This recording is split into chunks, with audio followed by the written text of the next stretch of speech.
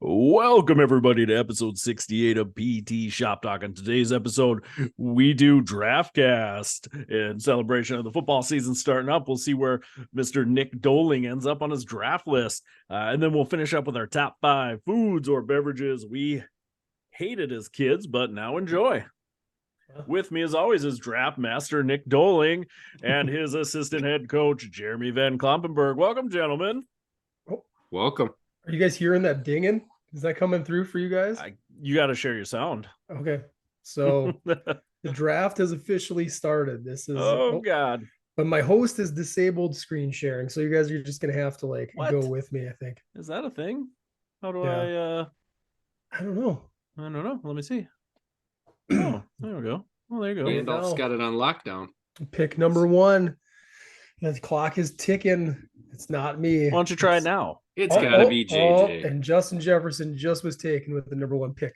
So, boys, here we are. 90 seconds on the clock. Right now, top 3 choices are Christian McCaffrey, Austin Eckler, and Cooper Kupp. Tyreek Hill in the 4th spot. Where's Jamar Chase? Jamar Chase is already off the board. He was a keeper. Oh, you got keepers we don't know about. Oh, yes, okay. yes. A lot of details here. What are you guys thinking? McCaffrey?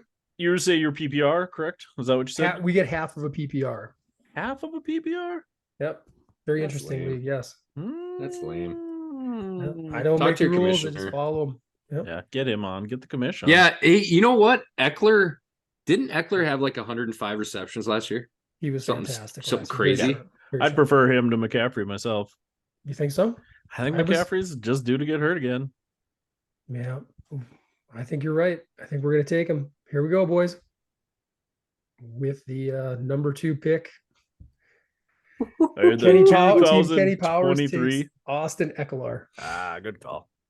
Oh, McCaffrey just went immediately after.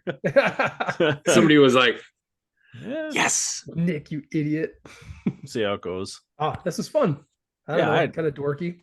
Brock Purdy, he's garbage. I'm a hater. Just a hater. I'm kind of burnt out on the Niners. They're always, other than that stretch, 15 years ago where they're god awful for a while. Otherwise, my entire life, they've been really good. Yeah.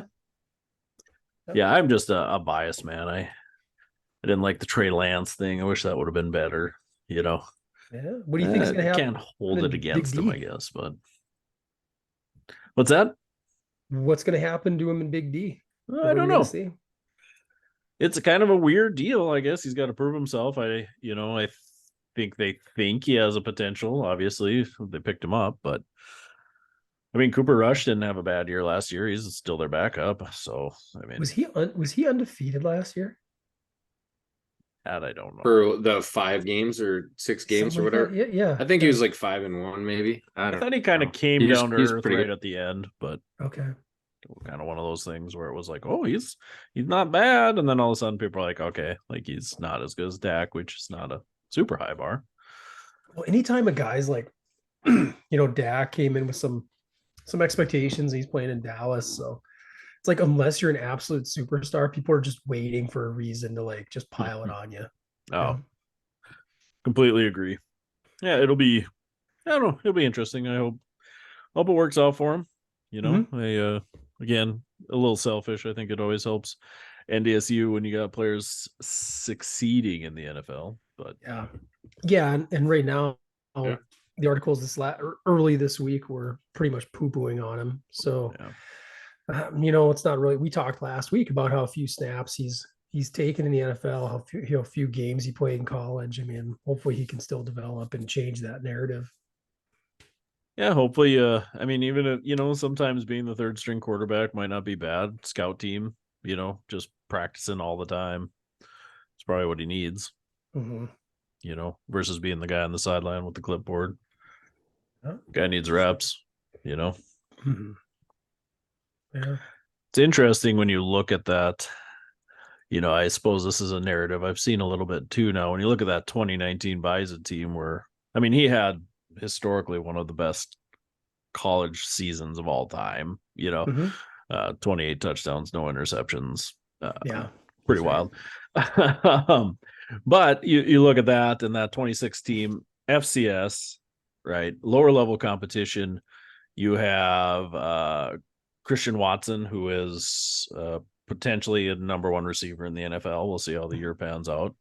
Yeah. You now have, of his starting line, 2 of them are starting linemen in the NFL.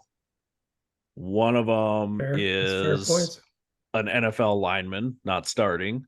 Another one's been on a practice squad every year since he graduated. And his 6th lineman off the line is now starting in the NFL with Cody Malk. So you're looking at 3 NFL starters protecting him, 2 other guys in the NFL protecting him. So, I mean, when you have a receiver of that caliber and 5 linemen of that caliber, probably makes you look pretty good as a quarterback. Yeah. You're right. A lot of talent. There's a lot more talent than you necessarily think about. Yeah. So pretty wild. Plus, he got a fullback too in Hunter Lipke that was guarding his blind side too. So also now an NFL football player. So pretty wild when you think of that level of talent at the Fs. If you would have said Alabama, you go, well, yeah, I get that. I mean, that's what Alabama is. But when you look at the FCS level, that's weren't you guys calling for Alabama after that game? Weren't all the NDSU faithful calling for Bama? There is. That's dumb every year. Yeah. I would say the year they went undefeated when they beat K-State was probably the biggest year for that Rube talk, but yeah, that's so silly. I remember being down in Frisco after the it was the 2018 season, Easton Sticks last year where they beat Eastern Washington, and afterwards we did a brief little tailgate, like a crawfish fry, stuff like that, crawfish boil, I should say. And everybody's riding high because the second half they absolutely destroyed EW and everybody's like, bring on Bama, and you're just like, oh my gosh, like it's just a whole different level, and I love the Bison, but I mean, it's also there's something to be said too. The record against division or FBS is very strong, but it's something there's a big difference between doing that once a year and then having to run the gauntlet like 12 games week in, week out. 100%. And when teams are preparing for you and know you versus we're not even going to bother practicing. We're looking at our first conference game. We're not looking at NDSU, Yeah. Right. And you see that even with FBS schools where they're like, what do I say? Like, I'll just throw out like Indiana might upset like Michigan, right? Mm-hmm. And it's EZJ. Okay. They might upset Penn State. And then okay. And then everybody's like, wow, it was amazing. They knocked off like number 5 Penn State. And then the next week they get beat by like Illinois. Yeah. And it's because that, when we talk about that, I mean, it's a reality, right? You get not a bounce. What's the opposite of a bounce back game? What am I thinking of? Trap game? Trap game. Like trap game, let me down game, or whatever. You just got really high. You got a massive win, and then you just have a big letdown, right? Yeah. Yep. Yeah. Well, for sure.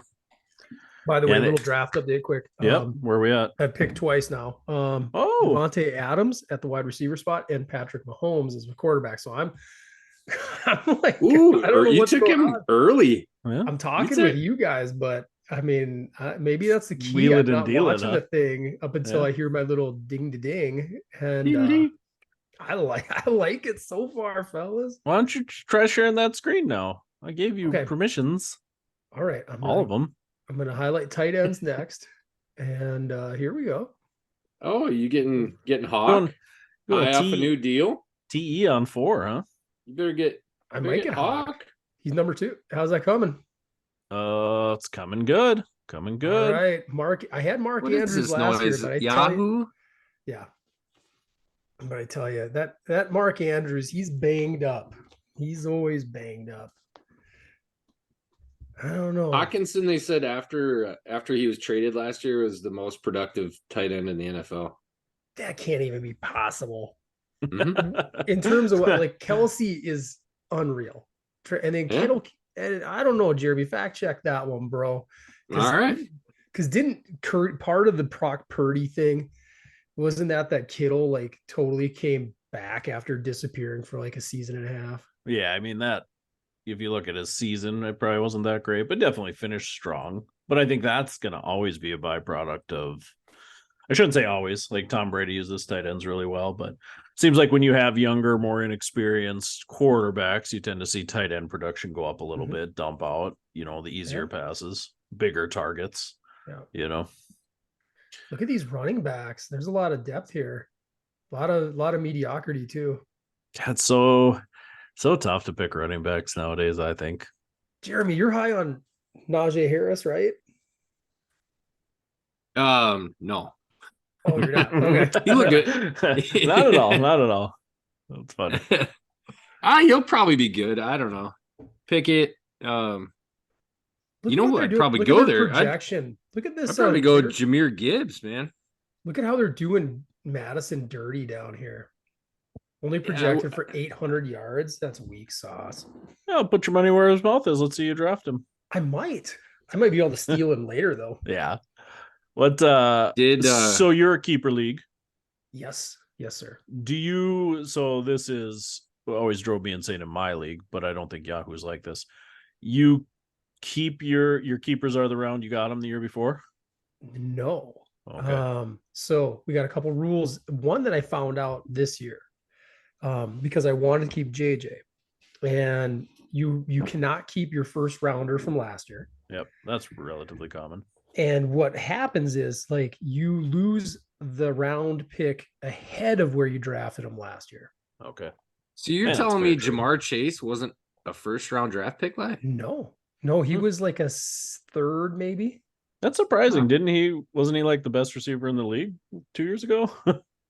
Well, he was rookie. Was he offensive rookie of the year? Or I know not the best, but we know who the best is. Right?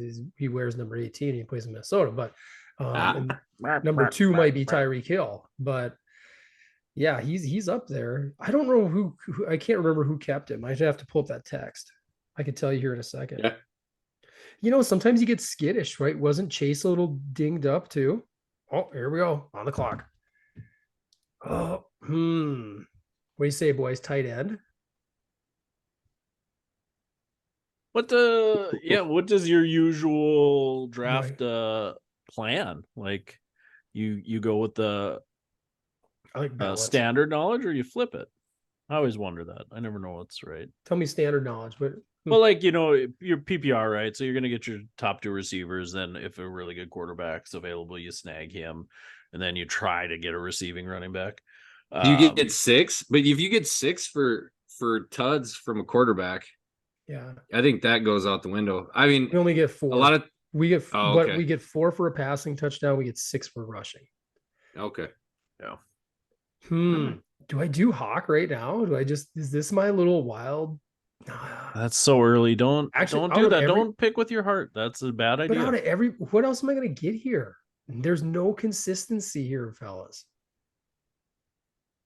And I don't think you're going to go wrong with Andrews or with Hawkinson.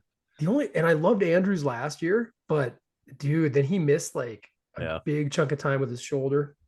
Was that you? Are you Kenny Powers? Yep.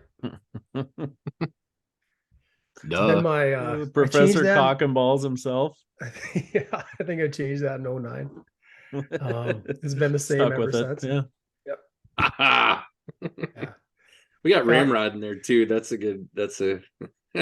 Yeah. Ramrod. Yeah, we have some fun. These are all my old PT school classmates. Not all of them. We had a couple dudes that I wish we'd recruit and get on here, but I don't know. I should reach out to Brian, probably add a couple guys next year. Yeah. I don't know. Well, I was going to look up Jamar Chase and say that last year. Wow, he didn't get drafted until the 9th round in our league. Jamar Chase? Last year. I'm not sure what happened. Who's in your league? Bunch of idiots, I guess. I mean, 9th round? Bunch of busters, huh? And did he start injured? Was he like on IR to start the year? Because there had to have been some reason he went so late. Kind of like him being hurt at some point, but like I was so Casey, my keeper this year, I went with DeAndre Hopkins as such a low risk because I drafted him in the 13th round last year. Yeah. So 12th round keeper. That ain't bad. Yep. So I lose the 12th round. He's pretty productive. And the reason why I got him on the 13th last year is because he was suspended like the first 6 games. So I just had him on my bench, but then he came out and he had some decent games coming back until Murray got injured. Okay. Do I go with my second running back? I just see what are we looking at with flex.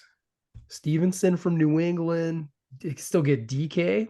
Because you only got one receiver right now, or you got 2? I have two. Two.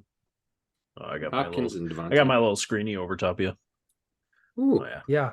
You guys are. I can't see my roster either. I don't know. What do you guys? I almost kept Amari Cooper, but then I picked him up as a free agent last season, so I couldn't do that either. Gotcha. Yeah. Early buy too. That's got to play into account too. What do you guys think? I don't know. The NFL, a little garbagey. Jahmyr Gibbs, I think, has got a lot of upside. You think so? He's Detroit. Come on, like yeah. Don't do that. Wait to for yourself. it. They're gonna be nice. I'd be a Metcalf guy. I think going on with Metcalf? How is he still available? You guys think there's any intel out there on him? Well, Geno Smith is his quarterback. That's the problem. Yeah. All right. I think I might take DK. Oh, running out of time. Do it. Yeah, we'll take it. There we go. I like it. Well, it's exciting. I can't wait till we fun. can come back and there goes Jahmyr Gibbs. You're gonna be kicking yourself for years, for years to come. This season, Christian McCaffrey and Jahmyr Gibbs will just go off. The best 2 seasons ever. Yeah. It'll be interesting to go back and watch this now at the end of the season. Because I always forget like how the draft went by the time fantasy's over. Like I don't even know who I drafted by the time the season's over. My team's usually so different. I know, same. Yeah. I'm a wheeler and dealer. Not so much trading. I wish people in my league traded better. Like people want to trade. Like people want to trade, but I hate like their trades are like, yeah, I'll give you this running back for that running back. It's like, why would we do that? What's the point? Like that's so dumb. You kind of need something like you need a wide out, I need a running back. Yeah. Then we do that, But, and I hate even like when that's the case, then they always want to do like a twofer. Like I'll give you this receiver and this running back, for a better running back and a worse receiver. It's like, let's just trade the people we need. I don't need to be dolled up here. Let's just go. I putting lipstick on a pig. Yeah. Or they'll give you like 5 people for one person. I'm like, I don't need 5 crappy people on my team. You can only do so much. You can't keep everything. Like, who am I going to drop? That doesn't make sense. What do you guys think about Keenan Allen down here? I mean, he's been fairly productive for a long time now. Yeah, got a new OC down there. Everybody's always high on those guys. But I got Echo. I feel like they underperform every year. So to be honest. Like I'm tired of hearing how the Chargers are the sleeper of the season. You can only hear that for like 9-10 years in a row before you're like, I don't think they are. Yeah, I agree with you. Then it's like you're not sleeping on them. They're if anything, they're overrated. Yeah, if anything, they're way overrated. I always want to know too, like what it feels like. Justin Herbert has this air about him on the national media where people just love him. People like, oh man, he's so impressive. And not this year, but going into last season, he was ranked extremely high on like the NFL Network's top 100 players, and there was some criticism there because he hadn't really accomplished anything. His stats were good, but they weren't great. And Kirk Cousin-esque. Well, Cousins was better, and that's where people like every statistical category he's been better than him. But yet, it's like you develop an aura about you where people are like, yeah, but I can't go on national TV and say that Kirk Cousins is great, right? Because everybody, I'll sound like a crazy person. Because every time we do, someone comes through like the Cowboys and lays a 40-point whacking on us. you're not wrong, because I think two when people are finally like, oh, we're there for real. Well, yeah, they moved us up to like number 2 in the power rankings after that Buffalo game, and it was 7 days later we just get absolutely destroyed. Yeah. Mm-hmm. But even the year before that, we won a couple games in a row. People are like, okay, we're gelling, things are coming together. And then we went out to San Francisco, didn't play well at all. Kirk never plays good against those guys. And again, people are like, we can't win a big game. He can't beat good teams. Yeah. What do you think's going to happen with Jonathan Taylor? I think he'll play. Yeah. Well, he doesn't really have a choice. Now you're going, when do you draft him? Do you think I should? Take him? No, I don't know. I mean, I agree with Jeremy. He's got to play. They're talking about like Irsay being like a yeah, he does, like he's not coming back. Kind of like an old school Al Davis. Like if he goes, I'll sit him all year. Yeah, I know. Like you know what I'm talking about? Hard like to Davis believe famously he would did that do with like that, Marcus Allen. And it's like best player on your team, and it's like, well, I don't like you, so you're gonna sit. But Irsay, he's crazy. I would believe he'd do it. Yeah, he is. They got Dalvin way down there too, huh? Yeah, they got James Cook ahead of Dalvin. Yeah, huh. Yeah. And they had Breece Hall ahead. There goes Breece Hall way ahead of him. Yep. That's odd to me too. Do I go with Dalvin? I don't know. I think he that's might, too early. And I don't think he's going to do much out there. Unfortunately, I don't. I think his best days are behind him. Pretty rare to see a running back transfer and succeed. Oh, the rest of these backs, this is all trashy. Yeah, move on. Walker's not trash. No, I guess you really do need a backup, don't you, or a second running back? So now I got to see here. I just kind of bit myself in the bum because I just took Metcalf, and now I'm going to take Walker, and I don't think that offense is prolific enough for two guys. But the rest of these guys, just a lot of mediocrity here, and like James Conner still up here. No way, he's washed. That team's going to be horrible. Yeah, they're tanking. I would not take anybody from that team myself. No. But. No. I mean, they're talking, like you said, he's just going to sit. You got to get another starter. I think you got to go with Kenneth Walker or James Cook or somebody. I'll go James Cook. I gotta mix it up because I don't think it's going to look good if I have two guys starting on the side. I just don't see Seattle's offense scoring that many points with, both those guys. So, and my computer is all messed up. What's your buys looking like with running backs? Okay, you'll be all right then. Yep. Ekeler has a buy in the 5th. Cook has a buy in the 13th. Yeah, you wouldn't have wanted Walker. I would have put you in a bad buy situation. You could take a flyer late on Pacheco. Yeah. I actually picked him up late last year. Well, that's the nice thing about how you guys do keepers now. It's like kind of fun to take that flyer. There's a little more risk reward there.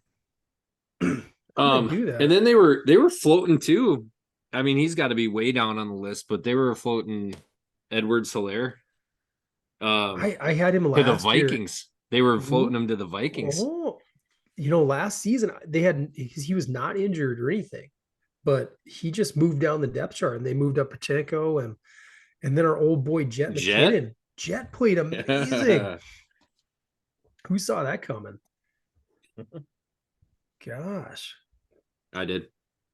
Did you? Mile away. Yeah, I also had him on my team. It was good for me. I could get him. Who actually is nice too is Charbonnet. Zach Charbonnet. Another Seattle back though. Man, rookie. Dude, he was at Michigan for a couple years, then he went to UCLA. He's nice. He's a good running back. Is it just because his name's so close to Chardonnay? Oh, he's a red wine guy though. Yeah. A beverage I did not like as a child. Oh, I'm up again. Yeah, I didn't know where alcohol should fit on that list. Yeah. Didn't love a lot of it as a kid. Also didn't want to get my parents in trouble by I've always loved a lot of dark beers. Oh yeah, you were always a craft guy. Always Yeah. been big double Always been IPA guy. Huge. Yeah. Hazier the better. That I was 7 years old. What's the bitters in this beer, Papa? Yeah. What's the ABU? My Get the dad hell would out be of like, here. what? Here's some whiskey. Yeah. Gosh, look at this. This is looking for some wide receiver depth. Oh, you got I can still get Mike. What do you think about Mike Evans or Keenan? Keenan, maybe? I'd rather go Keenan Allen for sure. Yeah. Yeah. Here we go. Got that depth. Bing.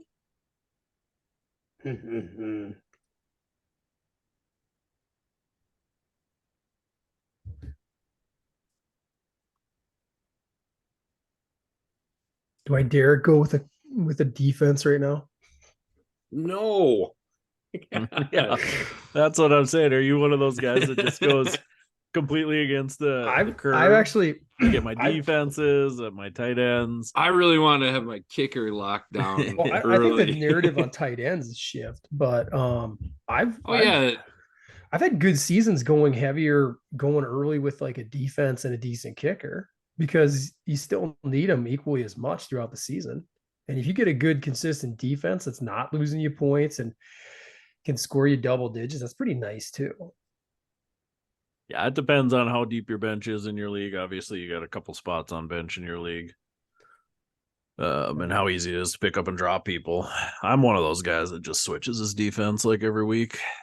See what out there. That bites me once in a while. I used to do that, but with this league, we cap it at 25 moves. Okay. Because I used to do what you did, and I would go and see what the matchups were, who is at home. Yep. If the defense was at home, they were pretty solid playing against a crap team. I loved it. And it actually worked out really well for a few years. And then Brian capped it at 25 moves a season. And that really, that limits you. It's not big money in my league, but we just do $1 a trade. Ooh. So, you can trade 100 times if you want, but it's going to cost you $100. Gotcha. So Dalvin Cook's still out there, boys. You guys talk amongst yourselves. Keep it live. Keep it fresh for those not watching. Make sure the listeners know what's going on. I want Jeremy's a great fantasy mind. He's famously jockeyed multiple teams for multiple years. So, what's your take? I'm back-to-back runner-up. Actually, my brother-in-law's back-to-back champ, and I've lost to him 2 years in a row. No, I like it. I think you filled some good spots. Here's here's where I like to take some flyers, because I'm like, most of those guys rookies that maybe have some upside that I don't know. Or do you go with would you also kind of roll Kamara in there for when he comes back? So I don't know. How long is he suspended for? Is it 6 games? It doesn't say right here. See, I would almost rather take Jonathan Taylor. I can't believe Kenneth Walker's still on the board either, actually. Well, you could be looking at sophomore slump here.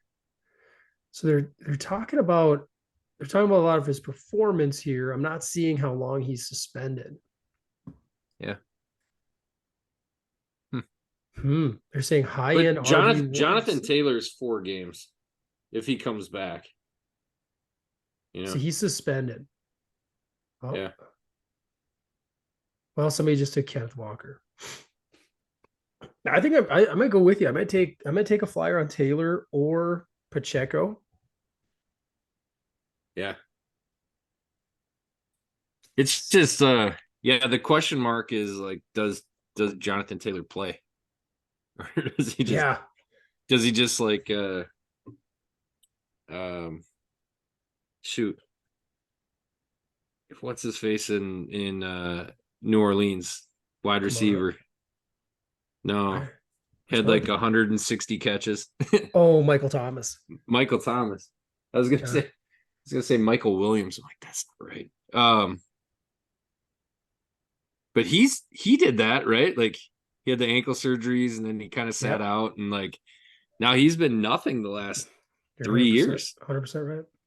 So do I take Pacheco as like a higher ceiling guy? Yeah, I like either reasons. one of those. Honestly, I like Pacheco. Yeah. All right. I would say I like the fact that KC is a much more dynamic offense, right? Like with Anthony Richardson, you got a lot of question marks in Indianapolis. So by the time he comes back, who knows what they'll be. So yeah, there we go. So now we're on to round 9. I still have Hopkins out here. So I'm gonna look at I know you're gonna be like, that's crazy. I'm gonna look at defense and I'm gonna see if I can get a consistent defense going on here. Oh, somebody already took San Fran. See, I'm not the only one, dude. If you can get consistent play out of your defense, that can be it's a nice little feather in the cap. You're not gonna take the Vikes?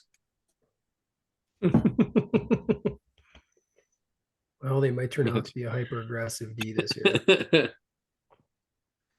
I like Philly's always aggressive. They're always going to get their sacks. I like New York, man. The Jets, man. I think they're going to have a good defense. That's true too. I think they were statistically one of the highest last year. They weren't they? I don't know about like fantasy points, but I think as far as like defensive rating, they were. Then you can break it down by like division, like who are they playing against twice a year, right? Like how good are those offenses? Yeah. So Philly would go against Dallas. That's a pretty decent offense.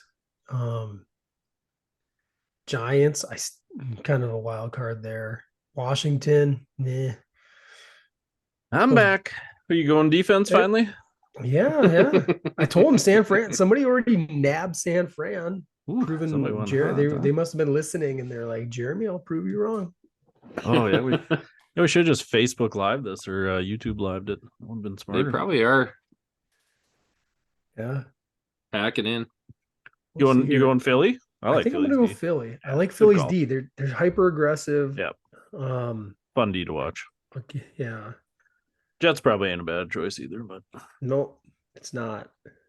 I've already got some buys. Week 7, week 5, week 13. Ooh, 13 could be a little dicey for me. So maybe I'll go Philly right here. There we go.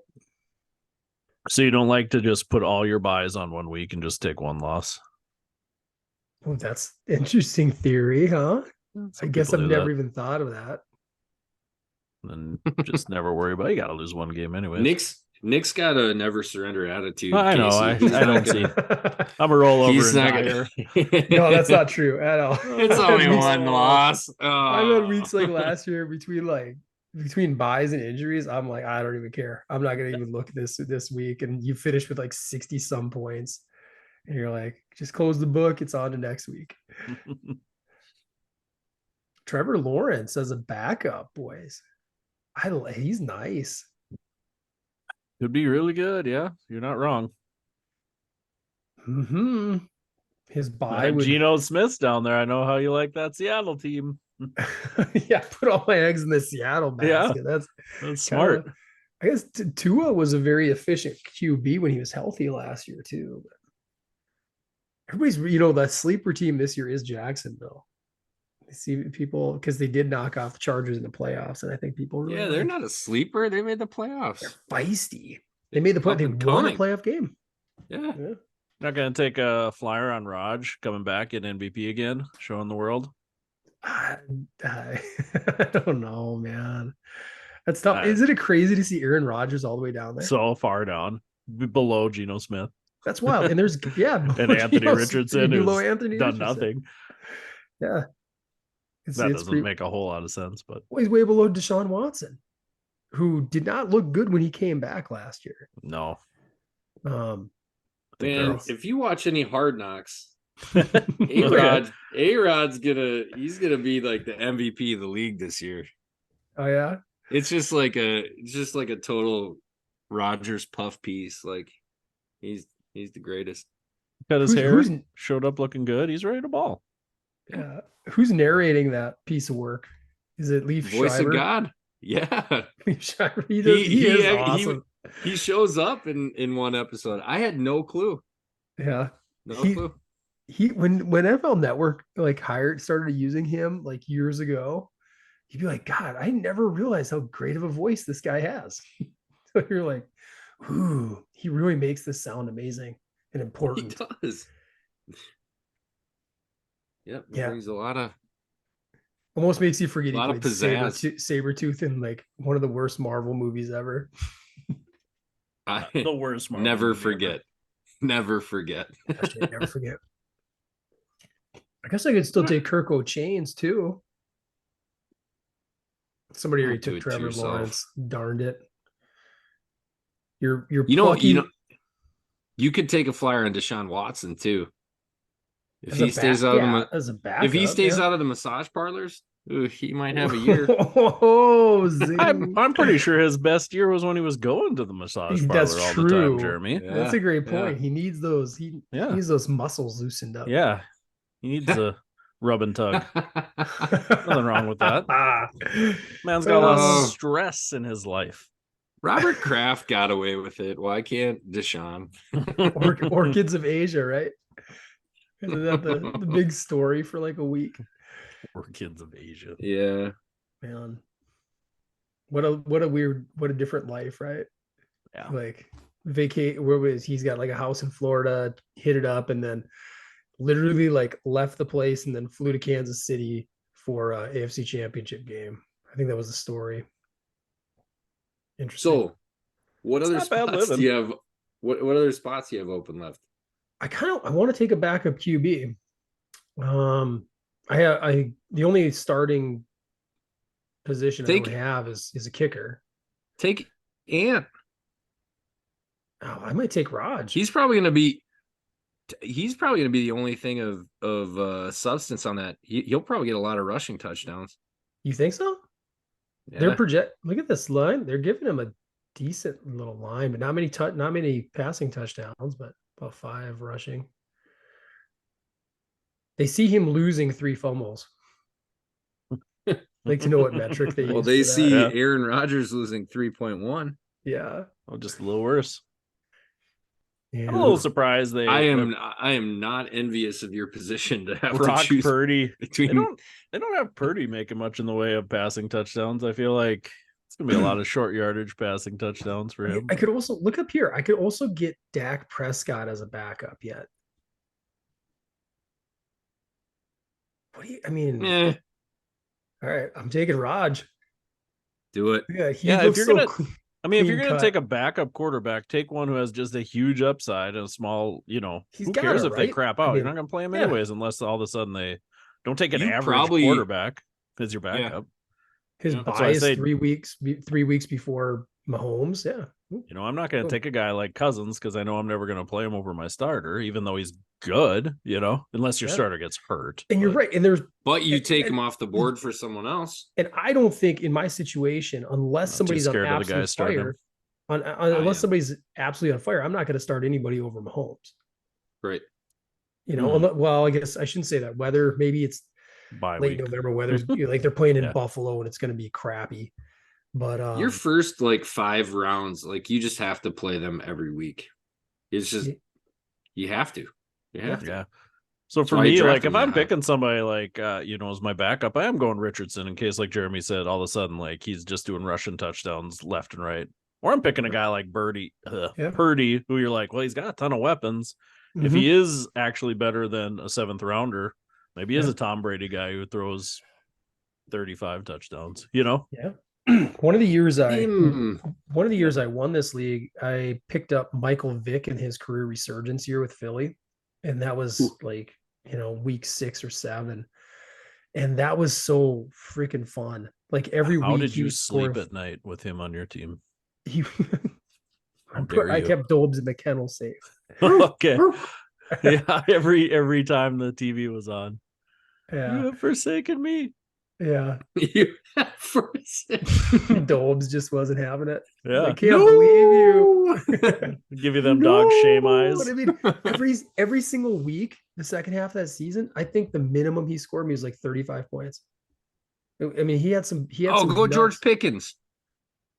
You think George so? Pickens. George Pickens? He's got good hands. He had some nasty. I've seen some highlights, some nasty catches. Or no, Addison. Oh, Pick up Addison. Oh, why not, huh? This would be like my fifth wide receiver. So, but how about this? How about this though? If I'm he gonna turns take out to Addison. be something, Yep, you're right. You got a keeper in the 11th round. Yep, and he's looking nice too. He's looking like the new Stephon Diggs down there. Yeah, I would have picked Pickens myself, but that's cool. I get it. You guys pick with your hearts. That's okay. it's okay. It's okay. Makes it more fun when they do well. You wouldn't pick Addison? He's stepping into a number 2 receiver role. Oh, he's gonna be number 3. In. Yeah, number 3 first. At least starting out. Yeah, number 2 is KJ. Whatever. KJ Osborne, who I like. I like KJ. Yeah, I like. I still got. I might still be starting Hopkins in my flex some weeks. Depends on how Tannehill and him are connected. God, I like this. I'm feeling good, boys. I say that every year, and then I'm 1-8, and I'm like, oh boy, missed it just by that much. I better see who's out here kicking the football. I can still get old DC. All right. Oh, I won't be picking for a while because I'm losing my 12. Oh boy. It's down. We got a little time to chat, boys. Because who's your starting QB in your league, Jeremy? In yours? I haven't, you know what? We were supposed to have our draft last night and they kicked it till next Wednesday. So I have not drafted any teams yet. I'm supposed to draft on Sunday. Short notice. I don't know what position I draft there, but then next Wednesday I draft second. So I had that conundrum too, where it's like JJ is going to be off the board. My honestly, Nick, my initial thought was McCaffrey too, because it's I don't know. He was Jamar Chase second half last year, and maybe I am overthinking it. I'm sure, but you are electric with Burrow coming off a calf strain. I'm like, man, if he goes down, Jamar Chase is not going to have a good year. Yeah, who's their backup? I don't know. Great. I have no clue. But then you could say right, anybody could get hurt, right? Mm-hmm. Yeah. Anybody could. But I don't know. Yeah, I think I'm gonna go. I think I got to take this kicker here coming up. He practiced for the first time today in 6 weeks. You going hand in hand with Mahomes taking Butker? Might as well get them points. Double up. Harrison was kind of bit. He missed some games last year. He missed some time. I think the chances of a kicker missing multiple games in multiple seasons is probably low. Maybe I'm wrong. The kickers, am I right though? Like, it seemed like the age of, there's some guys who just kick forever. Like Justin Tucker, he continues just like kick forever. Yeah. Back in our day, like the Anderson guys, Morton and Gary. But it seems like lately, once kickers can be like on this high, and then once they get the shakes, it's like they're done. Yeah, true. Now, do I go? I have no real indoor kickers down here except for Koo. You got to go DC, I think. Yeah. Bass. Actually, I had Bass last year too. He was good.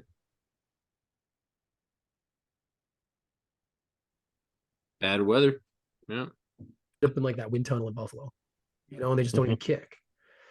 McPherson's nice too, but yeah, I think you're right. I think I'll go DC. All right. The Bengals.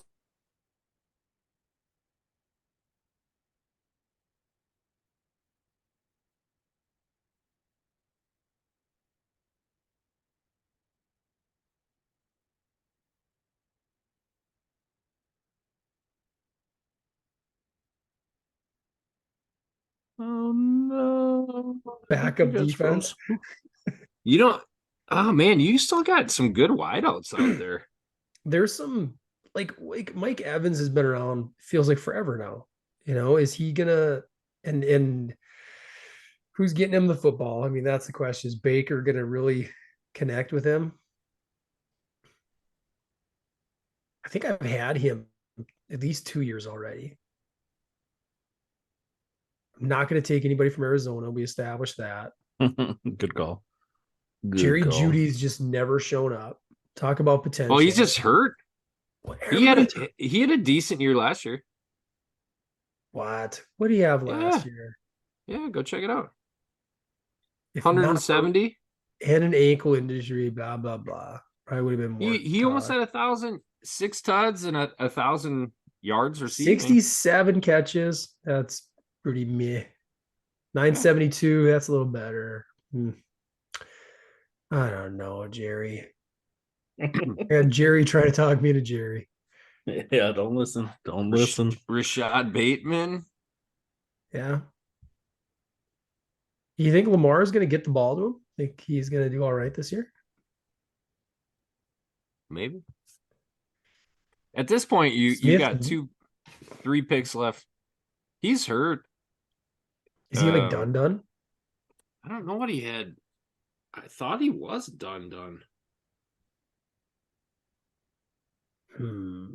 Little Ohio State product. God, Brandon Cook's still going around. He landed in Dallas now. Oh, they're hopeful. Njigba's going to play week 1. Michael Thomas coming back again. No way. I'd go Smith. Go Smith and Njigba. So he'd be a legit backup to DK Metcalf here. Yep. So what's his injury story? He's not out for the year? No, they said he's supposed to be back for week 1. I've heard there's some good potential on this kid, right? Yeah, what did he have done? He had surgery. Yeah. Do I have a backup on his wrist? Yeah, surgery on his wrist. Let's just see what the old running back game looks like. Yeesh. Samaje Perine wasn't he pretty good with Washington a couple years back? Yeah, I can still get Chardonnay. Yep, Chardonnay's still out there. Get Chardonnay. You are Seattle team. You love Seattle. I love Seattle. You're the one talking me into drafting all these C champions. Rashad Penny, I can't tell you how many times I had him from Seattle. You're low enough on the list. I would go draft. You got to find upside. Go draft a rookie running Charbonnet's back. Charbonnet's a rookie. Yeah. Always. You'll never know which one will blow up. Yeah. They're not too high on McKinnon, huh? They think he was a one and doneer, huh? God, he was such a nice story last year. And he looked great. Like when he got the ball in his hands, man, he looked fast. So, but he's definitely, he's not like a starter. No. I feel like touchdowns, man. But again, you're picking a running back this deep. You got to pick a guy who potentially is an RB1 if something happens. Here's a conundrum, though. His bye is week 5. He's going to be my backup. Ekelar's is week 5. Can't do it then. Don't make no sense. I still would. You don't have another backup running back? Who's your other backup running back? You know what it makes sense for is if he blows up and you get him as a keeper next year. Yeah, he's at 10. Hit him up. Right. Yep. All right. You guys talk me into it. Yeah. Charbonnet. I like it. For a good old French young lad. Yeah. Strong French lad. You can't have enough on your team. Gaston. Let's see if we got a backup tight end. Why not? I'm good on my wideouts. They got him ranked as the number 6 best rookie running back. So Dalton. Some website does. I didn't even know Dalton Schultz went to Houston here. Yeah, stay away from Houston. That's a dumpster fire. Yeah. Ain't nobody wanted to play there. Well, or I guess we could go by the logic that young quarterbacks want to use their tight end. So CJ Stroud. Yeah, you're right. Yeah, there's a whole bunch of hot garbage here at tight end. Barely made that pick So I just really load up on the Seattle wagon here. Let me pick with my heart. Where's Hunter Lipke at? Do they consider him a tight end, or running back, or a fullback? I thought he was like a fullback. He's probably not on there. Everybody's on there, Jeremy. He's probably not on there. Hey, it's Ty Chandler. LE. Is it LEU? I think so. He's not on here. What? Yeah, that's crazy. You. Try LUE. Let me just go this way. All right, Dallas running back. They got him as a running back. Too bad they didn't have him as a tight end. He's ranked 1059th. Talk about a flyer. Jeremy. All right, he's gonna be a third down back. Think all that. Jeremy talked me into Jerry Jeudy. Here we go.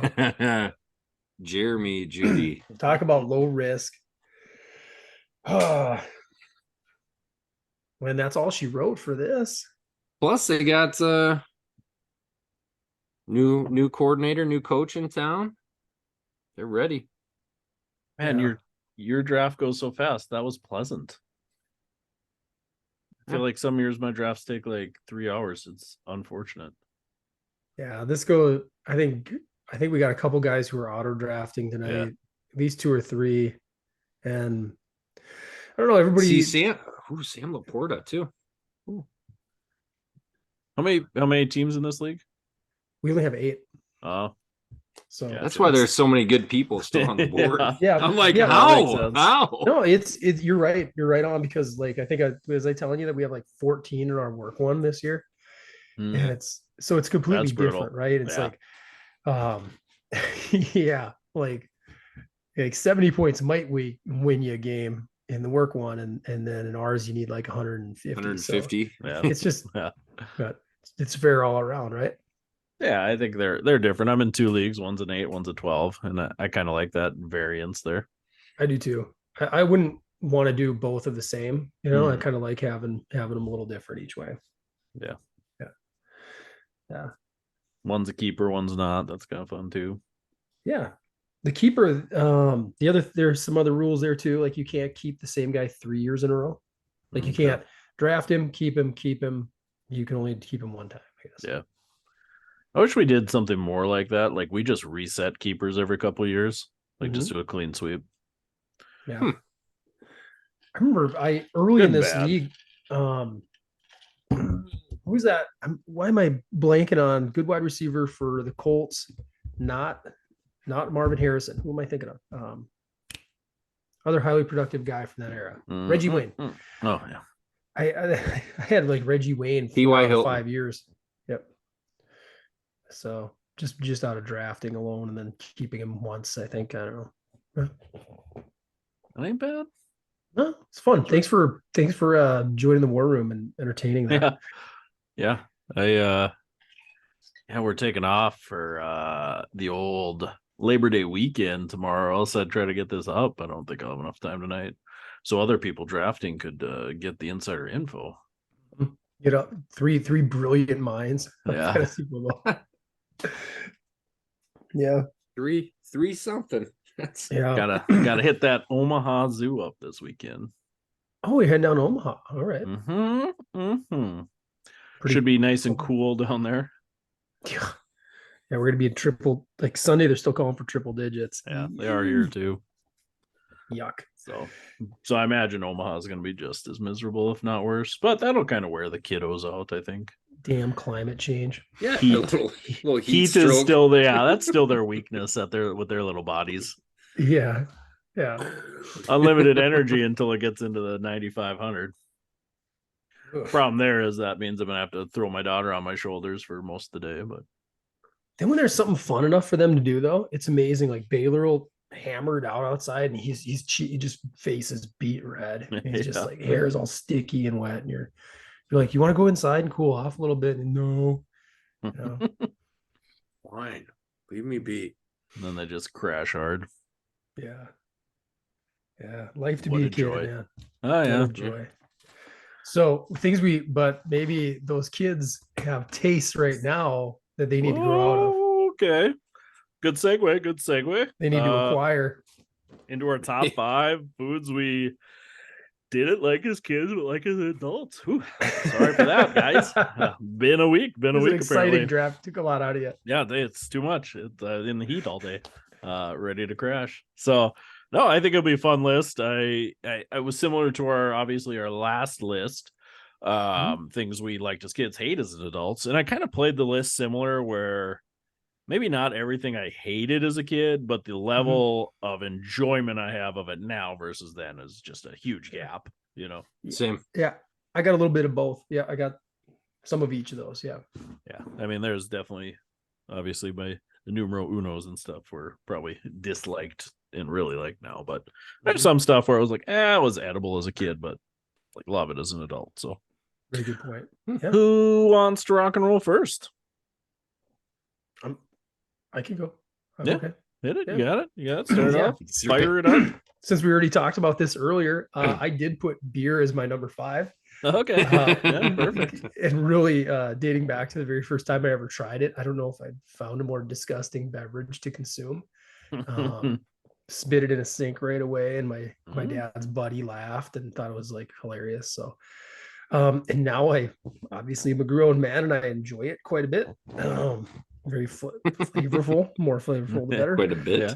Yes. Yeah, a little better. Yeah, that's my number 5 is beer, kind of just in general. Yeah. You remember what your first one was? You remember your first? Miller Genuine Draft. Ooh, MGD. Yeah. Could be worse first beers. I believe mine was a Bud Ice. Was the first Bud Ice, yeah. Back when the Penguin was cool. You guys remember those commercials? Yeah. Doobie doo. I don't really understand what that was about, but I remember the commercials. Creepy. Bud Ice. That was the stuff. That was like 5.5%. People were like, run for the hills. Yeah. It might as well be Everclear at that point for the folks in the world. So for a light beer, I suppose, right? Yeah. All right. You want to go next, Jeremy, or you want me to hit it? Yeah, I sure can. All right. My number 5 is pickled herring. This used to be at my grandparents, my mom's parents. They'd always play cards and have the little Ritz crackers with pickled herring on it, and I didn't think that was so sweet, but now that's a weird texture for a kid for sure. That's a little holiday delight for me. And like every Christmas, I get a big old jar of it, and we're good to go. So I enjoy me some pickled herring now. Yeah, I think so. I've never had lutefisk, but I think so. I love pickled herring as a kid and still love it as an adult. Really? I think the only thing that was always gross was like the little herbs in the jar that kind of looked like fish eyeballs. Didn't want to get a caper. Yeah. Oh, capers. Okay. Yeah. Is that what it is? I think. I don't even know what aside from trying to solve a crime, I have no idea what a caper is. Tangy little ball flavor. Yeah. Okay. That's its description. Interesting. Well, they are. Capers are, if that's what it is, capers are, they'll have a lot of tang to them, a little sourness to them. What is it? What do they come from? Caper tree? Let's see. Must be. I know nothing about them. I'm familiar with the term, but I would have no idea if you gave me capers. Capers come from a prickly bush called Capparis spinosa. Grows in the Mediterranean and parts of Asia. Makes sense. That totally makes sense. So it's like a weed. Capers are either cured in salt or pickled in brine. That would make sense with the herring. Gives them their savory, briny flavor profile. Yeah, that's that they have something new every day. Yeah. Now, you like the pickled herring. I had a patient bring me some of this once. I had mentioned how much I liked it, and I don't think we talked about this on the show. She brought me creamed herring. Have you ever had that? I have not. No. Ooh, that was a taste adventure. I didn't know if I loved it or hated it. So it's pickled herring, but instead of like the pickle juice, the jar is filled with sour cream. Oof. What? Oof. So you take it out and like spread it on crackers and stuff, like straight from the jar. They take like the pickled herring and then they put it in with sour cream. Yeah, they make it like a dip kind of. Oh, okay, like a dip. Ooh. Okay. I didn't have any crackers, so I pate. just ate it straight with a spoon. My body didn't know what to do with it. It was ill a little Eject. bit. Eject. It was like, I do like the pickled herring, but I don't know how much I like the sour cream with it. So, Oof. let alone I've never straight. had pickled herring. I need to put it on my Oh. list to try. Oh, for You know, sure. I looked it up. Delicious. I don't know if they're Olson's pickled capers herring, now. good. Yeah. I don't know if there's any other I'm a brands big- besides Olson's, but it's a hit if that's what you find. Vita. Oh, is that what you go with? Yeah. Huh. What is it, Olson's with their little LVs on there? And you think I'll have to check for that. You think I can get that at Hy-Vee here, Jeremy? J-Bone? Oh yeah. I usually get it, like they have it at Walmart too, I think. Oh, okay. I'm gonna look. Yeah, so I'm sure you can get it there. That's on my Hey, you know what? Look at this. Vita makes herring and sour cream. I'm gonna try it. I think that's the brand I had. Because I think it was a Costco treat, if I'm not mistaken. So in real sour cream. Yeah, try it out. It's a different flavor. I would say. Yeah, I bet. Well, and it sounds like you're already a pickled fish on crackers kind of guy. Yeah. Yeah, you're gonna want a cracker with it. Yeah. See, like pickled herring, I just fork out of the jar. Spoon it up. Yeah. Normally, yeah, it's a nice little slimy piece on the end of the fork. I like the texture, the flavor. So I don't need to cut it. I eat it right out of the jar because no one else eats it. Is it pretty slimy? So I can do that. It's got a little looks a lot slimier than it is. Because I don't know, because they don't like they old school they just pickle. Like rub the scales off, they don't like take the meat off, like you would scale a fish. Like I just rub the scales off old school style. So it's got that like sheen, like salmon would. So it looks unappetizing, I will admit. But it tastes delicious. Straight from the jar. Yeah. Pickled foods might show up on my list too, so I'm excited. All right, my number 5, pretty standard, pretty boring, is actually a little fruit that as a child I assumed was a veggie. Been lied to my whole life. It's tomatoes. Definitely loved ketchup and stuff as a kid, but you throw like slices of tomato on a sandwich, get out of town. Eat a cherry tomato? No way. Now as an adult, like I would walk by a tomato plant, I'll pick that sucker off and pop it in my mouth. Can't say I love tomatoes still, but definitely something that if it's a sandwich, it's going on. It's a good complement to anything. Tacos, definitely throwing some tomatoes in there. Like I said, eat them raw. So yeah, big leap for me in tomatoes. This one is one that was so disgusting for me as a kid that has just moved up to like edible as an adult. And I actually hated like homegrown tomatoes more than I did like store tomatoes. I could kind of tolerate because they don't have much flavor. Yeah. But my grandma would grow her own, and I was like, these are god awful, Grandma. Yeah. They're so tomatoey. Yeah, I was never really high on tomatoes either. Didn't even like salsa that much as a kid. That was definitely an acquired taste a little bit later too. Salsa. I like salsa. I started with like restaurant style, like cantina style, like smooth stuff. Yeah, I would say salsa didn't hit for me until like Paradiso's by the time I got in college. Interesting. Yeah, I think that's part because I can't do cilantro. Cilantro tastes absolutely disgusting to me. So love cilantro. See, Michelle hates cilantro. She has this absolute disdain. Oh yeah, it'll ruin anything it's on. I instantly tell you too when it's in there. People seem to either like it or hate it. Like it's genetic, I think. That's what they say. I'm like that 33%. I mean, cilantro to me tastes like soap. 100%. That's what she says. Yeah. It's like if you slivered off a little bar of soap and then you had a leaf of cilantro and I ate them both, wrapped it in a burrito. Yeah, I couldn't tell you the difference.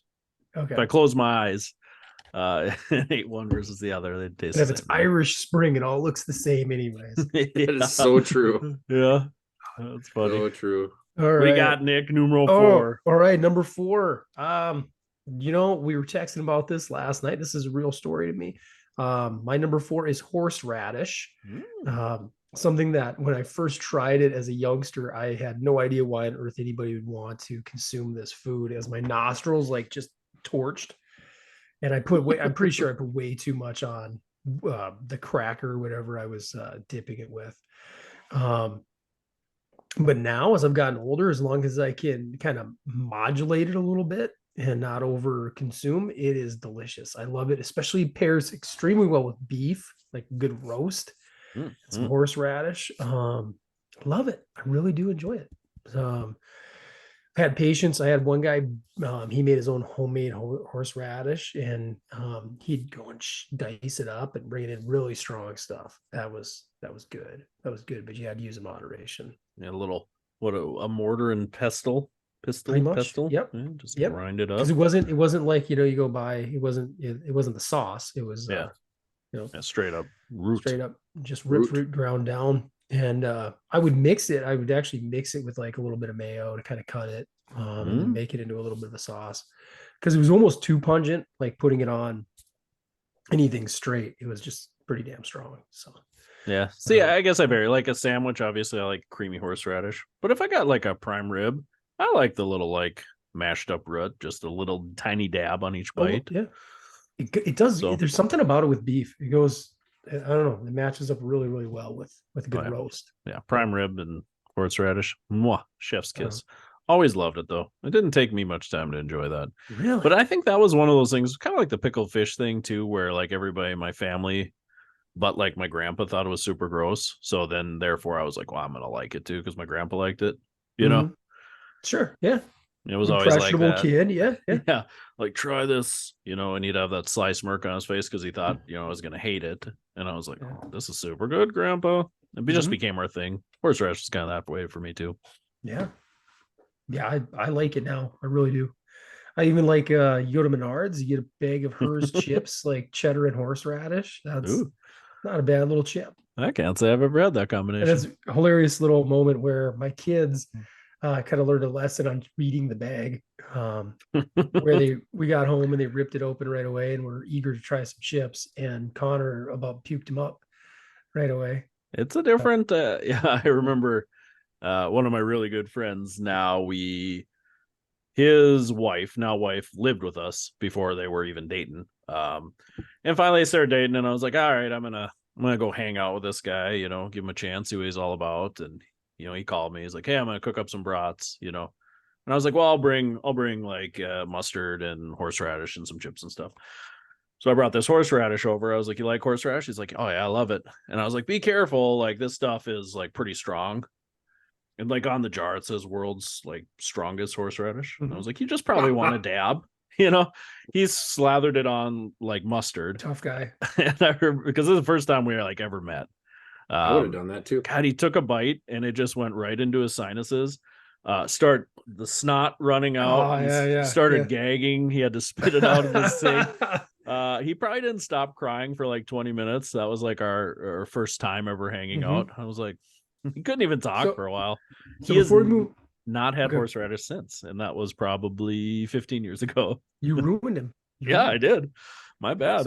So we had this talk at work before we move on. How would you classify the flavor profile of horseradish? How would you describe it? Radishy with a little bit of horse. Okay.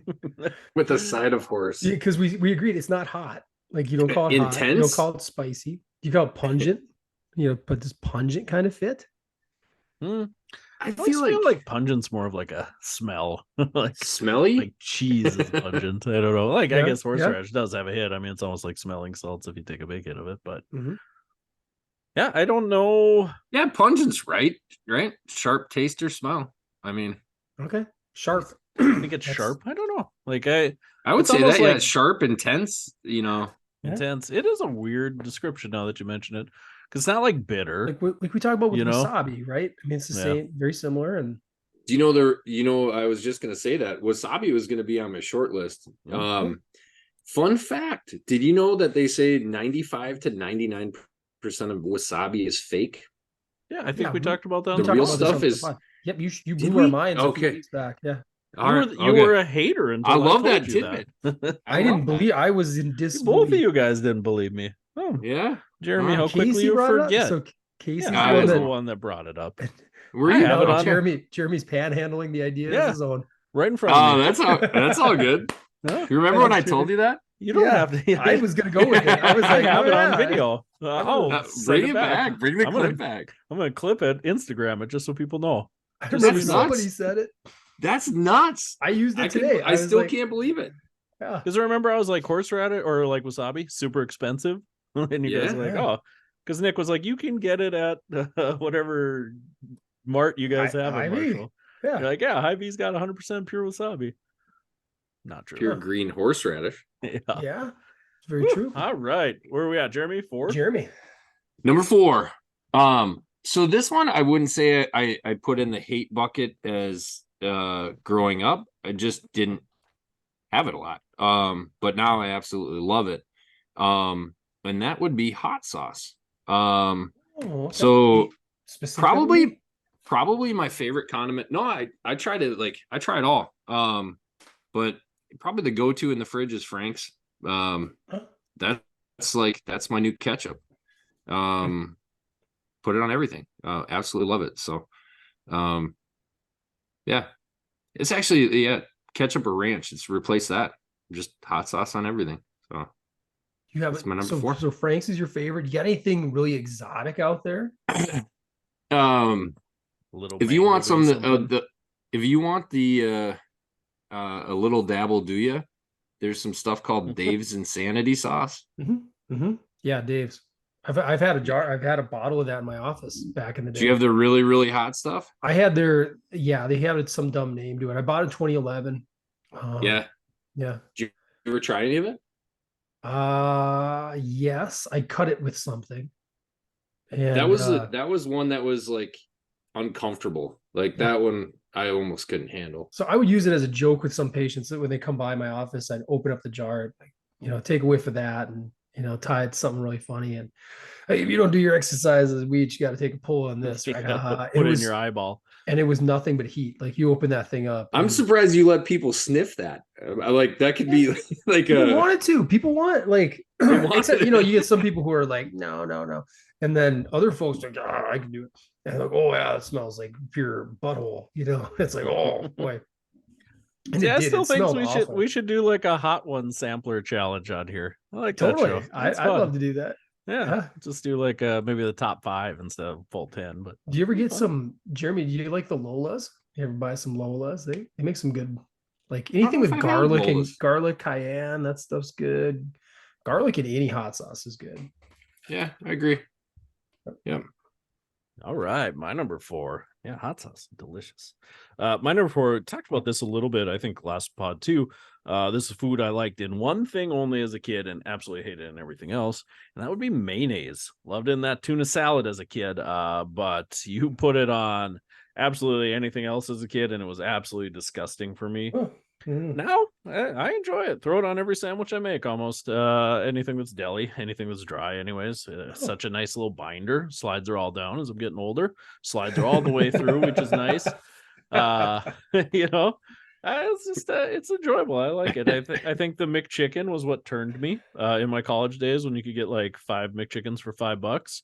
Started to consume a lot of mayonnaise in that format, and I just developed a joy for it. So it's mayonnaise, my number 4. Mayonnaise, mayo. All right. Yeah, Miracle Whip, mayonnaise. It's all the same thing for me, I guess. Yeah, it's not. Miracle Whip is not. No, Miracle Whip's terrible. Yeah, you got to go real mayo. It's got too much zip. Zippy. Yeah. Yep. For the purposes of this list, they're all the one category for me. Some sort of lard-based deli sauce. My number 3 now is not anything I actually ever consumed or wanted to consume as a kid. So I might, who knows? I might have actually liked it. I doubt it though. It sounds a little asterisk-y to me. But then you show up at a bar enough times and you see him in a big old jar down at the end, and you're like, I eventually gotta try it. And the web. Then you finally dig into a good old juicy pickled egg. And now I actually kind of enjoy those things. But I'd say 25 years ago, this version of Nick would have never been eating pickled eggs. Pickled egg is so good. It's nice. Those ones I sent you, I should have got the spicy ones. I'm going to go back. I've ever had one. Really? Never had a pickled egg? No, I think he tried to get me to get one at the web one time on the way to the Christmas party. You gotta be I wouldn't do web ones. I wouldn't make that your first one. No. I was super disappointed. We the staff all went out to a Red Hawks game a couple weeks ago now, and I've always said the Red Hawks in Fargo make the best pickled eggs. Ever since Lauerman's closed, they had the best by far.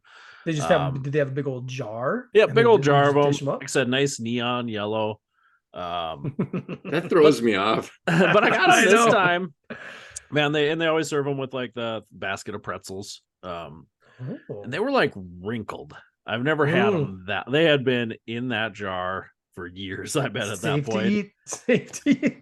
Like I bit into it and pickle juice shot like 3 feet out. That's not how they should be. So yeah, that really turned me off from the Red Hawks pickled eggs. So, but I still will. My last student, 2 students ago now, made me some homemade ones off of a recipe I gave him. Super good, man. Tasty. Still percolating a little bit. I don't want to Google this. I just want to rely on communication, dialogue with friends, and expertise. Yeah. How long do you need to pickle a hard-boiled egg before it's like got that flavor? Pickled. I suppose it depends on the process. When I do it, like I boil everything. Yeah. And then dump it on the already hard-boiled eggs. I go 2 weeks typically. Okay. At a week I pop it open, probably have one. It's not as good, but I can't wait. But by 2 weeks, I'd say they're prime. 2 weeks. Yeah. And then in a few weeks, I'm going to tell you that 2 weeks is also prime for pickled eggs. I'll ask the question. I'm going to relay that knowledge. Okay. I'll chime in. I think it's 2 weeks. Yeah, 2 weeks. I've always heard it's been 2 weeks. Isn't that a crazy stat? And then I'll go around and be like, my friend Jeremy told me that 2 weeks. Yeah, Jeremy, you already told me that. I knew it. Son of a gun. This is my life. You guys are on to me. You guys are sniper of ideas. Yeah. You're not cheating. You're not trying. Mm-hmm. Yeah. That's cool. All right, Jerry. On the top 3s. So my number 3 is green olives. This was something I absolutely hated as a child. I thought they were the grossest thing ever. I thought black olives were as well. But I've acquired a nice a fondness for stuffed green olives. Take your pick, garlic or jalapeno in there. A little blue cheese. Blue cheese is okay too. Yeah. I've seen them. So you throw them in a little beer. Or you just snack on them on their own. They're delicious. So, yep. Jeremy, would you like a fun fact to steal from me? Duh. Do you know that black olives and green olives are the same? Same plant? Shut up. What? Yeah, I believe black olives just are matured longer. Really? Really? Yeah. So they're rotten. Rotten olives. They're getting there. Yeah. They're overly ripe. Yeah, it's not like 2 variants of the olive. It's just the same olive, just picked at different times. I'm not entirely with you, Jerry, just because I still not an olive guy. I like them in a beer now and again, a couple at the bottom of a beer, but when I finish that beer, I'm not that guy who's like I'm gonna chomp them. They're so like salty and I don't know. Delicious. Yeah. Not for me. Yeah, they don't do anything for me. Put a jalapeno in there. I'll eat them on a pizza. That's about it. Yeah, and I don't want it, but I don't want my pizza cake. Like I don't like green olives on pizza yet. For some reason, I'll eat like a couple black olives. Seem to go okay, and then like someday you guys will get to that point. You guys are still on that journey, and that's okay. Yeah, maybe I'm just not grown up yet. Yeah, I need to hit puberty, and I could have 4 more kids. Oh, jeez. Then maybe my taste buds will evolve. Keep hammering this test, I'll get there. Yeah. Delicious. That's why Jerry loves his olives. Yeah. Just pouring out of his pores. All right. My number 3. Again, something I don't know if I hated this as a kid. I just didn't enjoy it because of I don't know, it was messy. It was a process to eat. Combined with a little bit of the flavor too, I didn't care for. But now as an adult, one of my favorite foods, and it's bone-in buffalo chicken wings. Always like chicken tenders, like boneless wings. Big boneless guy. Always probably went for more like a Parmesan garlic or a teriyaki or even like a spicy garlic at Wild Wings. But now as an adult, I just love a nice mild or like a nice medium buffalo, just for a nice pleasant meal's good. Hot if I want to go crazy and I don't got anywhere to be. Kind of mentioned gotta go wild. Bowels are a little irritable these days, so But yeah, like the bone-in thing, used to not all that really care mayo. for it. Yeah, it's all So you're the mayo. saying so the wing itself, the wings. Wing combined with the sauce, kind of. Gotcha. Okay. You know, I mean, the I classic. understand your bowel's point of view just hearing this list, like sour cream, pickled herring, Yeah. like My list of things. pickled I like, yeah. eggs. You can only drink so Mayo. much vomit through a straw before your stomach has had enough. Any, So true. if I'm going to be It's so honest, true. any is too much. Your tummy's not going to like that. So yeah, the bone in. Yeah, there's something now. Like I don't even like boneless wings anymore. If I'm gonna be honest, like it. Really? Well, I should Really? say I'm not going to order them. You know, That's all. That's all I order. You're really. just wasting all that space with the bone in there. Yeah, it tastes so much better. I like both. I like Yeah. both, but my family, I'm like the only one that'll eat the bone in. So I am too. Like, Yeah. it's kind of So I'm nice. kinda Then I They're get- stuck so to- messy. all They're to so myself. messy too. So that's They're why I so didn't like it as messy. a kid. Now as an adult, I don't care. good, Bring it a on. good bone in though. Slop Man, it when, in. when they're done right and they're not too fatty, and they're cooked well. God, those are good. I'm with you. Yep. Yeah, well done. Bone in. I could wing make you is some so in an superior. air fryer, Jerry. Blow you. Nice and crisp. Yeah. Yeah. No. Yeah, that's my number 3. All right, good. That's a good one. My number 2, I absolutely hated. My dad loved this. He'd cook it all the time on the old stove top. Slathered all over his brats and his any type of like Wiener schnitzels.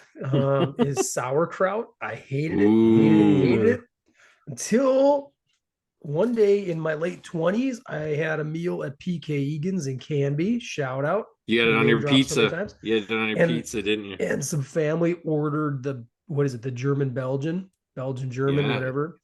I think And so. and having it cooked on top of a pizza, that Yeah. mind, it was forever changed. And then I started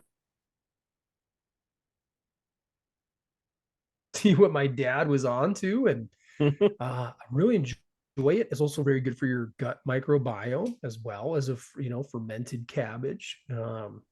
It's good for replenishing that gut. So Just saw an article that came out. They had sauerkraut and kimchi are like big for that. yeah.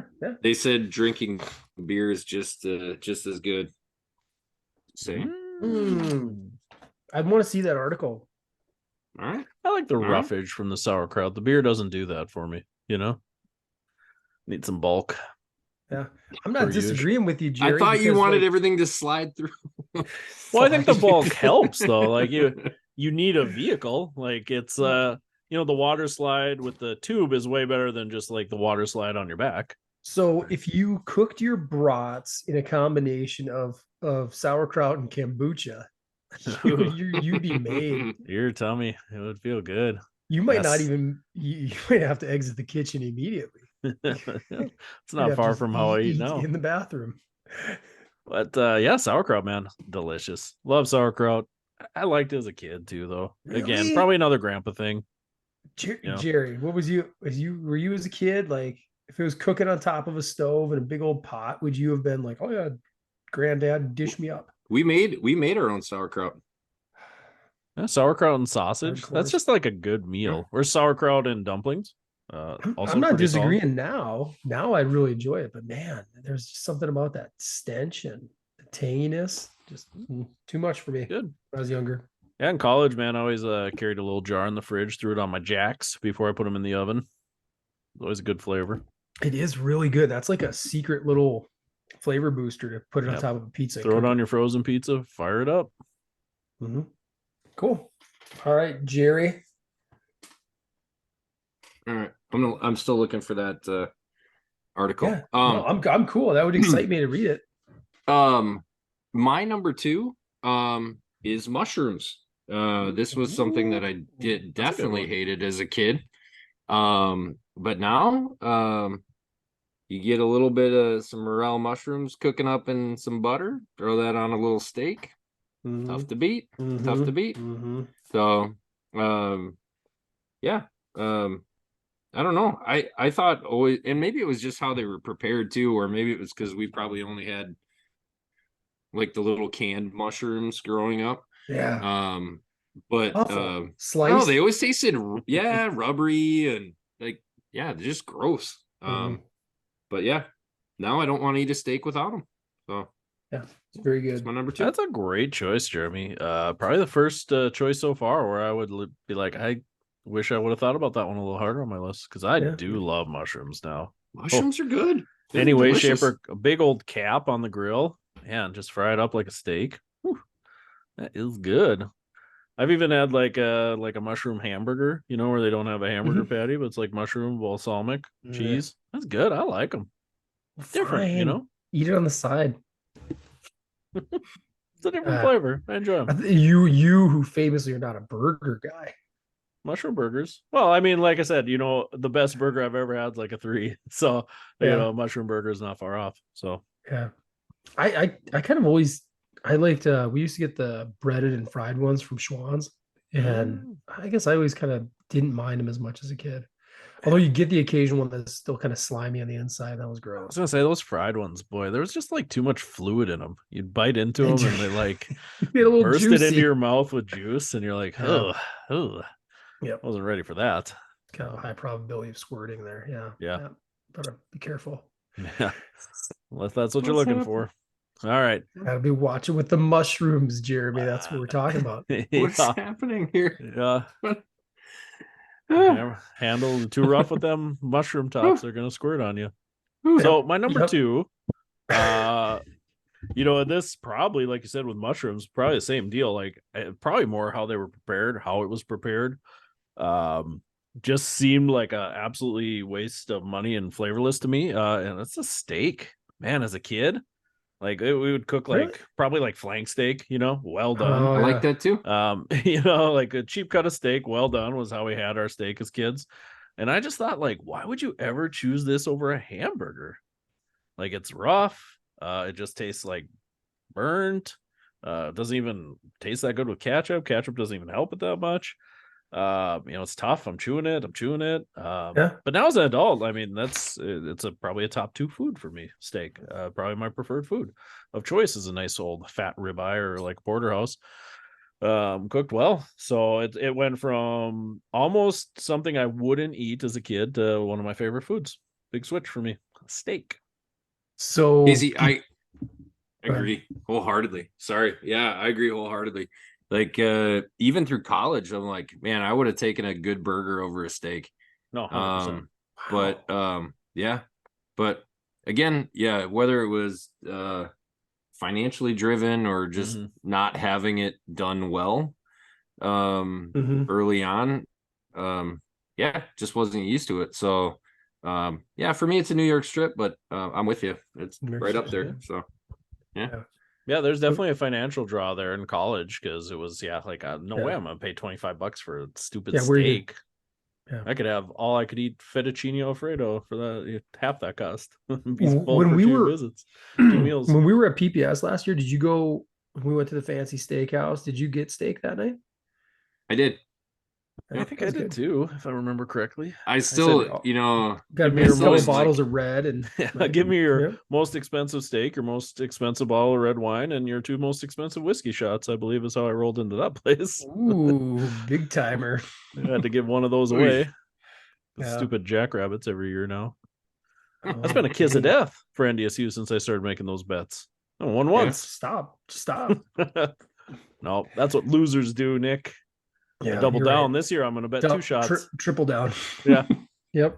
I mean, I pretty much tripled myself down that night anyway. So No, steak is so dependent on how it's prepared. I mean, you're right. Like I had a lot of well done steaks that my dad used to make growing up. So I wasn't the biggest fan, but every now and again he'd come through and hit a home run, and I was like, oh, this ain't too bad. There must have been such a fear of like food poisoning or like worms or something growing up. Like every meat we had that was cooked was just burnt out. Chicken, pork chops, steaks.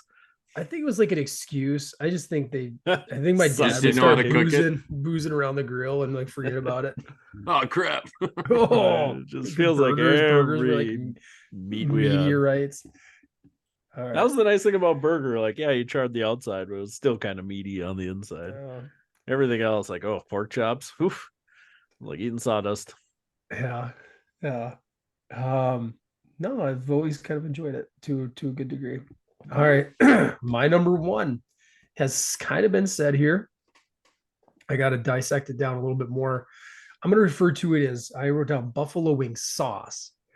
I remember the first time I had it, you'd hear about buffalo wings and how they're big in New York and the East Coast, Buffalo, and they're yeah. super popular.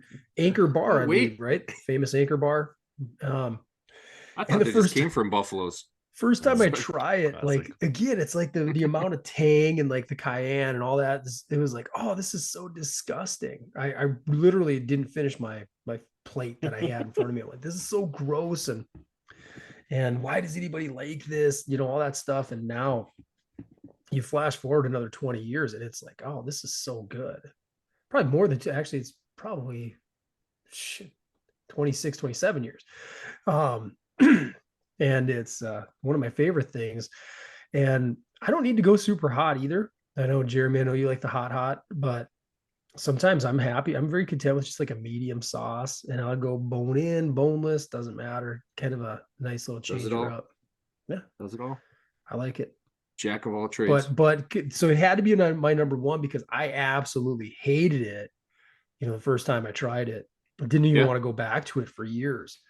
I think Jeremy, maybe you said it, but anytime we go to Buffalo Wild Wings in college, I'll get like the Thai, I'll get something with a different flavor profile. Hell, I love Caribbean jerk more than I liked buffalo, which is very unique as well. Yeah. Huh. Yep. Bold take. Yeah. Now I've come around. I believe it was me that said I would get other sauces, but that's okay. That was Casey. Jeremy likes to. I was almost going to give Jeremy credit again. I didn't take this one. Come on, man. It's just everybody's together. Yeah. We're all Casey's one PT shop talk. Everything Casey says just gets attributed to me. Okay. I think sometime that's going to come to my advantage at some point. I think Jeremy said it when he started the show. He's like, welcome everybody. Yeah. Back when Jeremy started this podcast 2 years ago. That's where it came from. Yeah. It's fair. Oh, that's good. I don't mind it. He's just sits back quiet. Like, how long till I have to like say it was me? I can't let him take all the cred. Yeah. Actually, it's a tough spot to be. It is a tough spot to be. His hand like slowly starts to raise. I get enough Bruce Valanche comments around here. I gotta have something. I think it was me who maybe said that. Like, doesn't sound right. The nice thing is I have evidence of all of it. Yeah. That's funny. Well, on to my number one, or maybe it's Casey's number one. I don't know. We'll see. But it is wine. Going back to, I did not have any wine as a child. But I remember the first wine I had was Moscato, right? Super sweet. So, that taste has evolved now. So, as you guys know, I like a nice Cabernet, nice dry red. Right now, I couldn't drink Moscato. I think it would make me throw up. How sweet it is. So yeah, that's and I absolutely love it. So I've seen went from hate to love. Pairs extremely well with a nice red steak. Oh yeah. Agreed. A red wine and a red meat. Oof, that is a tough combo to beat for sure. You're right, Jerry. I mean, that was like a short lister for me because the first time I had, and specifically red wine, because the first time I ever tried red, it was so dry, and I'm like, ugh, like I need water right away. I'm like, well, I'm going to drink the rest of this glass and have a glass of water at the same time. It's dumb. And now it changed. Yeah, I don't think I had enough like hating wine experience for it to make my list. Yeah, for sure. The first time you have red wine's a shock. There's nothing that dry. Like a fluid should not dry your mouth out. Like that is such a weird thing, you know? Yeah. But yeah, I quickly grew a good taste for that. You know, I'm very adaptable. And definitely red. Like, you know, the classic wine coolers. I mean, high school hammered those down where it was Jack Daniels or Mike's or whatever. Lots of wine. You never found like Boonsies. Boone's? Yeah, Boone's was like the thing, but way too sweet. Holy cow. Talk about Yeah. how much sugar you suppose was in a bottle of booze? Ooh, man. 47 grams. Yeah, it had to be a ton. 47's like that's in a Mountain Dew, right? Yeah. I said that once. I bet you it's Yeah, that's over Jeremy told me 100. that. Yeah. 100 seems crazy high. I bet because a Boone's has got to be. Is it like 10% Because alcohol? it's a liter, and I'm going by maybe by volume because it's a liter of it. I see what you're saying. Not a serving. All right, Man, it still seems like a lot though. Most of it's. Well, I don't know. I guess ferments from something. Yeah, produce it a little bit. Go ahead. I'll roll on to my number one as you're producing it. My number one, definitely a food I hated as a kid. Probably now my top food. So huge swing for me. And it's just shrimp. Shrimp in any way, shape, form. Ooh. As a kid, like I didn't like anything that was fishy other than the tuna. We talked about this. Tuna sits in this weird mystery spot for me. Didn't like fish, didn't like mayonnaise, but I like tuna salad. But yeah, anything fishy was kind of gross, and shellfish was a extension of that. And now I like fish, but I don't like fish anywhere near as much as I like shellfish. Like if I had to pick one food, it'd probably be either scallops or shrimp.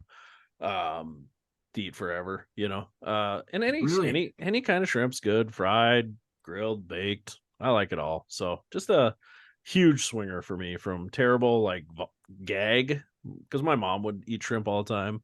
Even popcorn shrimp I hated as a kid. That was gross. Yeah. I loved it. Yeah. As an adult, man, I could give me endless shrimp at Red Lobster. Getting a couple bowls of that for sure. Yeah. That's my numero uno. Shrimpers. Shrimp's so good, dude. Yeah. Anything seafood would be up there for me too. Like if I would have imagined like calamari or something, growing up, I would have thrown up. Oh yeah, calamari. Yeah. But then you try it. Even as a kid though, I mean, no, maybe it's too chewy. I get where you're saying. Yeah. All that seafood's a little chewy to a point, a little rubbery. Yeah. Yeah, I think that was just a little bit of texture, a little bit of reminded me of fish. Yeah. It was a combo. Yeah. Wasn't slathered in mayonnaise and made into a salad. So I didn't like it. We had shrimp salad, maybe I would have loved it. Dipped in shrimp salad sandwich. Mm-hmm. Little update on the producing. A little shocked here. Boone's Farm, even the higher calorie strawberry daiquiri Boone's Farm. Okay. Only 39 grams of sugar in 12 hours. That's it? In the whole liter? That's less than pop. It's healthier than pops. Let's go chug a lug. Yeah, kids, if you're listening, throw your sodas away and steal your parents' Boons. I don't think I can say that legally. Don't do that, kids. Disclaimer. He was joking. That was historical. Nick said that once as a kid, so it's historical. It's a story. We're just telling a story. Yeah. His story. That was a good list. That was fun little Potter.